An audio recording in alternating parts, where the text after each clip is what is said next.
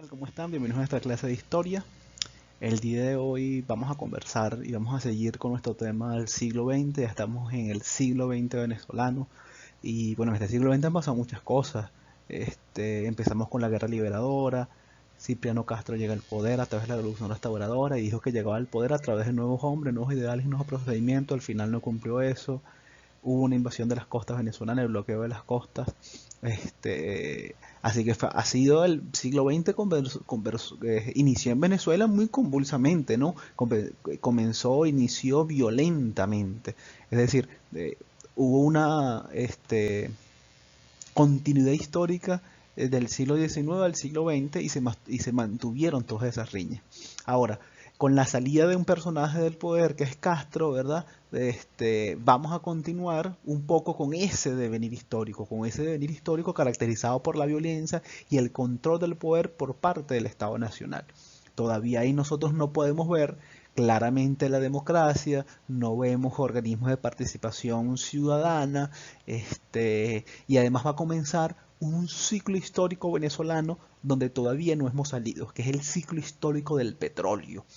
Es eso que se llama como rentismo petrolera o la Venezuela petrolera, ¿verdad? La Venezuela que pasó a ser un estado fundamentalmente agrario y se convirtió en un estado fundamentalmente rentista, donde sus mayores fuentes de ingreso provenían y aún provienen de la actividad petrolera, es decir, de la actividad de la extracción de hidrocarburos, de la explotación o de la extracción de un bien no producido. Eso generó en la sociedad venezolana un sinfín de consecuencias que luego lo vamos a ver más adelante. Por lo pronto nosotros vamos a ver cómo llega este personaje al poder que se llama Juan Vicente Gómez. Nosotros ya vimos que Juan Vicente Gómez era el mejor amigo de Cipriano Castro. Juan Vicente Gómez le da un golpe de estado cuando Cipriano Castro sale del país, creo que fue el 19 de diciembre de 1908, Cipriano Castro le da un golpe de estado y ese golpe de estado iba a iniciar una de las dictaduras o la dictadura más grande que ha conocido Venezuela. 27 años duró este señor Juan Vicente Gómez gobernando el país con mano de hierro. Este fue un gobierno caracterizado por su poder militar, pero también porque logró controlar a los caudillos, algo este acontecimiento que jamás había pasado en Venezuela. Entonces, lo primero que nosotros tenemos que decir es que con este golpe de Estado es que el señor Juan Vicente Gómez dijo que, bueno, muchachos, no es que las cosas van a cambiar con respecto a Castro. No, no, no, no. Gómez decía, es una evolución dentro de la misma causa. ¿Qué quiere decir esto de evolución dentro de la misma causa, muchachos? Quiere decir, ¿verdad?, que va a mantener fundamentalmente las mismas políticas mantenidas por Castro, pero ahora un hombre distinto lo iba a manejar. Es decir, iba a ser un estado superior de Castro. Pero no es que iba a ser un cambio fundamental, no, iba a ser el mismo camino, lo que sucede que este señor decía, ahora con un nuevo panorama. Vamos a seguir el mismo camino que seguía Castro, pero ahora el que va a mandar soy yo. Y ciertas cosas sin duda van a cambiar, pero nos mantenemos en el mismo camino. Y ese mantenerse en el mismo camino implicaba muchas cosas, muchachos. Porque lo primero que decía es que, a ver, no es que el camino estuviera errado, sino quien estaba llevándonos por ese camino estaba equivocado. Es por eso que sus ideales tienen que ver mucho con dos elementos que nosotros podríamos decir que está profundamente ligado a la doctrina positivista. Escuchen bien, dos elementos que están profundamente ligados a la doctrina positivista. Estos dos elementos son los que están aquí, orden y progreso, así como lo que dice la Bardem de Brasil, ¿verdad? Orden y progreso. Es importante que nosotros tengamos estos dos elementos en cuenta. Ustedes se preguntarán, ¿cómo que orden, la palabra orden y la palabra progreso, tiene que ver con el positivismo? Además, ¿qué es eso del positivismo, profesor? Bien, vamos a aclarar entonces qué es el positivismo. El positivismo es un sistema de ideas, ¿verdad? Es un sistema de ideas que en ese momento además tenía mucha fuerza, ¿verdad? Porque es un sistema de ideas que tiene cierto basamento científico, este, pero que fundamentalmente dice que apunta su ideal fundamental hacia el progreso, hacia el avance, ¿verdad? Que siempre tenemos que estar avanzando, progresando, ¿verdad? Ese es el ideal positivista. Y el positivismo dice además que para poder tener ese progreso, lo primero que necesitamos es orden, orden, orden y orden, ¿verdad? Orden Y ese orden hay que preservarlo por todos los medios. Es decir, no importa cómo tú tengas orden en tu sociedad, tengas paz, tengas estabilidad en tu sociedad, lo importante es que la tengas. ¿Qué nos está diciendo eso? No importa si tú eres un dictador, si tú eres un totalitario, lo importante es que la sociedad esté ordenada y tenga estabilidad. No importa cómo tú lo logres, lo importante es tener orden. Y con el orden, a través del orden, se va a encontrar el progreso, que es otro elemento que está aquí. Solo es posible por el orden impuesto. Es decir, este progreso solo va a ser posible a través de un mantenimiento del orden. Y este orden, además, como ustedes saben, lo estaba ejerciendo además Juan Vicente Gómez a través de ese puño de hierro que tenía, ¿verdad? A través de una dictadura, así, a través de un control total del Estado y a través de un control social de todos los actores y sujetos que convivían y que vivían en ese momento en la Venezuela del siglo XX. Es decir, el orden y el progreso eran el elemento central de Juan Vicente Gómez. Además, cuando Juan Vicente Gómez está diciendo orden, escuchen bien que está diciendo orden, ¿qué le está diciendo a Castro? Que Castro no mantuvo el orden y que ahora ese orden lo voy a mantener yo, porque con Castro había demasiada inestabilidad. ¿Inestabilidad en qué sentido? Se peleaba con las compañías transnacionales, no cumplía ciertos designios,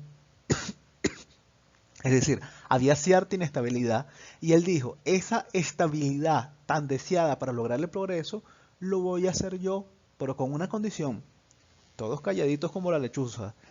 Aquí nadie me dice nada, ¿verdad? Y el que se atreva a decirme algo, se va, ¿ok? Directo para la cárcel. Así funcionan además los regímenes dictatoriales, ¿no? El silencio, ¿verdad? Es fundamental para poder mantener ese orden. Por lo tanto, el gobierno tenía aplacado, ¿verdad? Toda la disidencia en ese momento. En este contexto, en el contexto que el gobierno de Juan Vicente Gómez va a tener un país en orden, en paz, ya sabemos cómo lo logra, se va a iniciar una política petrolera. Se va a iniciar más una política petrolera porque es en este periodo donde Venezuela empieza a tener un perfil económico dedicado fundamentalmente a la actividad petrolera y va a iniciarse un periodo que se conoce como las danzas de las concesiones, es decir, va a empezar una entrega desmedida y desregulada de concesiones petroleras. Cuando estamos hablando de concesiones petroleras, estamos hablando de permisos para la explotación, extracción y comercialización del petróleo que estaba en el territorio venezolano, a condiciones además muy favorables para las compañías extranjeras. Eran tan favorables las condiciones para las compañías extranjeras que ni siquiera pagaban impuestos. Es decir, solo le pagaban, las cosas de las danzas de las concesiones funcionaba así. El Estado venezolano no le podía dar una concesión a una empresa transnacional por la ley. Así que se la daba a un venezolano. Se la daba a Pedro González. Pedro González, que era muy cercano a Juan Vicente Gómez, ¿qué hacía? Él sí podía, Pedro sí podía vender la concesión a una compañía transnacional. La compañía transnacional le pagaba a Pedro, ¿verdad? Pedro se iba con sus reales, se iba a disfrutar sus reales, mientras la compañía transnacional empezaba a extraer petróleo. ¿Ok? Y el Estado, me refiero, entonces el Estado que tenía que como garantizar los intereses de la nación venezolana y de todos sus ciudadanos, porque ese petróleo era es de toda la gente, es de todos los venezolanos, el de ese momento y el de ahorita. ¿Qué sucedía el Estado? No hacía nada. ¿Por qué no hacía nada? Porque estar silencioso y calladito ante las compañías transnacionales era parte del acuerdo que Juan Vicente Gómez llegó para poder mantenerse en el poder. Así que empezaba una entrega desmedida de los recursos naturales del país. Y esa entrega desmedida le permitía a este señor, Juan Vicente Gómez, mantenerse en el Estado. Porque además garantizaba estabilidad política, pero también garantizaba estabilidad económica. Con este periodo, con esta serie de políticas de concesiones que se empiezan a dar fundamentalmente en el lago de Maracaibo, ¿verdad? Donde estaba un petróleo muy liviano, es decir, un petróleo al cual hay que añadirle pocas cosas para que esté listo y su venta, es decir, hay que procesarlo muy poco porque ya tú lo extraes y está casi listo. Será un petróleo además muy cotizado porque necesitaba poco procesamiento y va de una vez a los carros para la gasolina. Esto va a marcar por el fin de la Venezuela agraria y el inicio de la Venezuela petrolera. Pero también con esto de la Venezuela petrolera, nosotros estamos hablando de que Venezuela se empieza a convertir, por tanto, en una economía de enclave. ¿Qué es eso de una economía de enclave? Ajá, es una economía que no produce para satisfacer sus necesidades, sino va a producir para satisfacer las necesidades energéticas de los países más relevantes de ese momento. Podríamos llamarlos las grandes potencias, entre parte de Europa y fundamentalmente los Estados Unidos, que es donde se iba la mayor parte del petróleo, y a Inglaterra, que eran los países con mayor fuerza en ese momento. De hecho, las inversiones extranjeras en Venezuela se dividían entre los ingleses y los estadounidenses. Y se dedicaba fundamentalmente, al menos un 90%, a la actividad de los hidrocarburos, es decir, la extracción del petróleo. En este contexto, el comercio y la banca empiezan a tener un puje, empiezan a tener, digamos, un repunte importante, mientras que el sistema agrícola empieza a descender. ¿Y por qué empieza el comercio y la banca empiezan a tener un repunte tan importante y tan relevante en este momento? Fundamentalmente, ¿por qué? Porque había mayor dinero circulante en Venezuela y ese dinero no se dedicaba o no se reinvertía en la producción o en la estimulación del aparato productivo, el aparato agrícola en Venezuela, sino que se dedicaba mejor, yo no voy a sembrar tomate, ¿no? Que voy a estar sembrando yo ají, cebolla, ¿no? ¿Qué es eso? No, yo prefiero importarlo, además digo no más. Y allí es cuando empieza a ver que el mercado productivo agrícola empieza a bajar y empieza a subir el mercado del comercio, es decir, el mercado de la importación. Es decir, empiezan a nacer, muchachos, los bodegones, que no son un fenómeno del siglo XXI, sino ya empieza a ser un fenómeno del siglo XX. Y con los bodegones viene una mentalidad también del bodegón. ¿Qué es esa mentalidad del bodegón que yo estoy hablando? La mentalidad de que no produzco nada, sino prefiero revender cosas. Porque así gano mucho más dinero. Es decir, ese dinero que tengo lo invierto en comprar, revender unas cositas aquí y ya, y resuelvo la vida. ¿Eso qué es? Eso es actividad rentista. Eso es mentalidad rentista además. Y como ustedes saben, hacia un país no echa para adelante, pero ni empujado, echa para adelante así. Y es importante entonces ver que esa mentalidad es producto de una actividad económica y esa actividad económica es la actividad petrolera. Ahora, en este sentido es importante que nosotros mencionemos cuál era el estado de la agricultura en ese momento.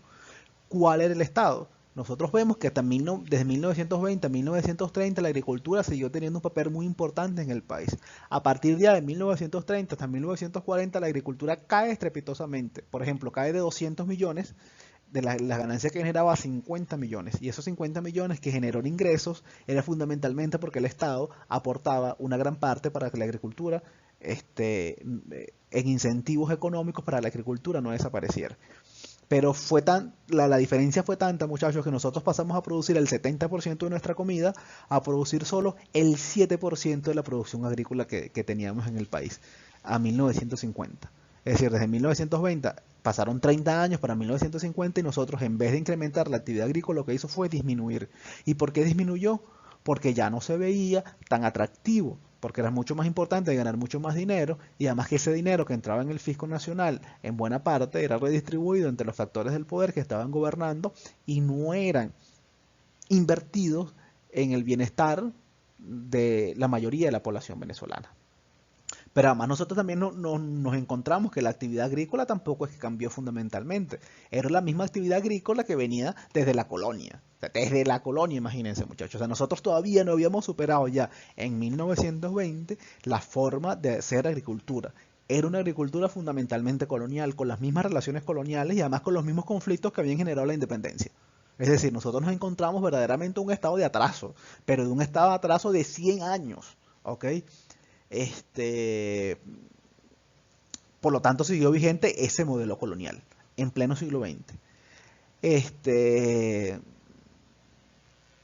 Es importante ver esto porque bueno, los rubros como el café que se producía en gran masa, bueno, empezaron a desaparecer. Esto lo voy a unir nuevamente con un elemento político.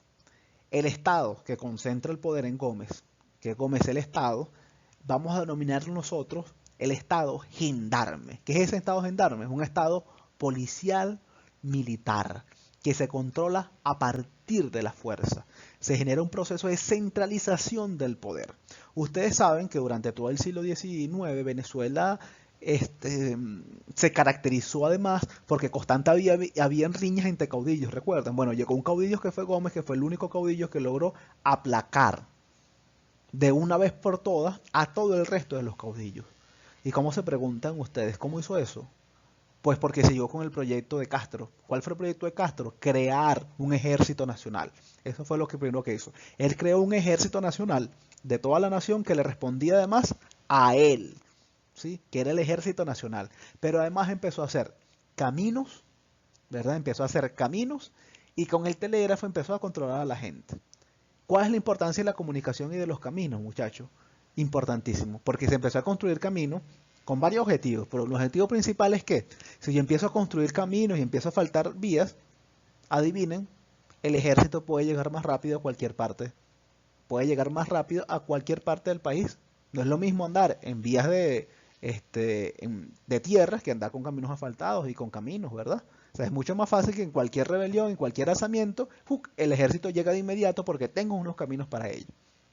Lo segundo fue que a los caudillos importantes, ¿verdad? En cada uno de los territorios los engañó. ¿Cómo es eso que los engañó? Le dijo, bueno, si ustedes son muy importantes, ahora ustedes van a venir a gobernar conmigo. Y lo sacó de su elemento natural, ¿verdad? Que era su tierra, y en su tierra tenían un pequeño ejército, que eran los peones que trabajaban fundamentalmente para su hacienda, ¿verdad? Lo sacó de su estado natural y le dijo, vénganse para acá, para Miraflores, chamos, vénganse, vénganse. Ustedes van a trabajar conmigo y van a ser ministros. Y en su lugar puso, ¿verdad? En el lugar de ese caudillo que venía de Anzoátegui, que venía de Monaga, que venía de Falcón, puso a un andino. Puso a un andino. Por lo tanto, los viejos caudillos ya no tenían fuerza en sus regiones, porque ya no estaban en sus regiones, sino estaban en Caracas, viviendo en la vida, en el palaciega, ¿verdad? Sin hacer mucho, pero ellos querían que tenían poder, y en su lugar puso a unos andinos. Por lo tanto, los andinos ahora controlaban el territorio nacional. ¿Quién controlaba el territorio? Lo controlaban los andinos, es decir, lo controlaba Gómez a través de los andinos. Y él garantizaba así que no había rebeliones porque los caudillos más importantes que se podían oponer ya no estaban en esas regiones. Y con, y con la construcción constante de caminos, hacía que las pocas rebeliones que habían eran constantemente aplacadas. Pero ahora otra cosa, pasa una cosa también de fundamental importancia que es el telégrafo. Con el telégrafo ahora, yo no tengo que esperar 3 meses que me llegue una carta de Táchira que vaya, ¿verdad? Que la gente de Táchira iba a Maracaibo, de Maracaibo agarraba un barco que lo dejan en Aruba y después agarraba en Aruba otro barco que lo dejan en La Guaira para que la carta llegara. O sea, ya no íbamos a poder, ya no íbamos a hacer todo ese trámite para comunicarnos porque había el telégrafo. ¿Y qué pasaba con el telégrafo, muchachos? Con el telégrafo se controlaba la población porque Juan Vicente Gómez diseñó una policía para espiar a la población, y para espiar a los estados, y para espiar a los caudillos que todavía quedaban en los estados, ¿verdad? Así que Juan Vicente Gómez personalmente, ¿verdad? Llamaba y recibía la información de cada estado a través del teléfono y decía, mira, fulanito y menganito se están portando muy bien, pero aquellos se están portando muy mal, y los que se estaban portando muy mal pasaban por las armas, muchachos, o iban a la rotunda presos. Era la forma de controlar el poder. Es decir, se convirtió en un estado gendarme, un estado de vigilar y castigar. Cuando digo vigilar y castigar me refiero, vigilo. Y si algo no me gusta, lo castigo. Lo castigo con la muerte, lo castigo con la cárcel, lo castigo con el exilio, etcétera, etcétera, etcétera. Es decir, el Estado venezolano petrolero, el Estado rentista que empiezan a hacer con Juan Vicente Gómez, un Estado policial. ¿Sí? Es un Estado que nosotros podríamos decir que en ese momento no respetaba los derechos humanos, que además gobernaba para una cúpula, para una oligarquía que era fundamentalmente la familia de este señor, de Juan Vicente Gómez, y ese ha sido el inicio de la constitución del Estado moderno venezolano. Es decir, el Estado moderno venezolano se crea a partir de la violencia y del control de la población. Y esa violencia y ese control de la población, desde Juan Vicente Gómez hasta la actualidad, no ha cambiado. Cambió el sistema de acceso al gobierno, de acceso al poder, pero el Estado siguió teniendo esa infraestructura, si siguió teniendo esas bases de Estado gendarme y policial, esas bases de Estado petrolero, siguieron muy firmes, no importa si la gente votaba, esas seguían siendo las bases, y por lo tanto en esas bases, ¿verdad? En esas bases de gendarme y en esas bases de la economía petrolera, nos seguimos moviendo durante todo el siglo XX, incluso durante el siglo XXI. Entonces ya sabemos que el Estado policial que vigila y castiga nació en el siglo XX. Y con esto nos despedimos hasta la próxima clase, donde seguiremos hablando un poco de Juan Vicente Gómez, sobre todo, bueno, ¿quién se lo puso a este señor? ¿Por qué duró tanto tiempo en el poder? Es lo que vamos a ver en el próximo capítulo. Un abrazo grande.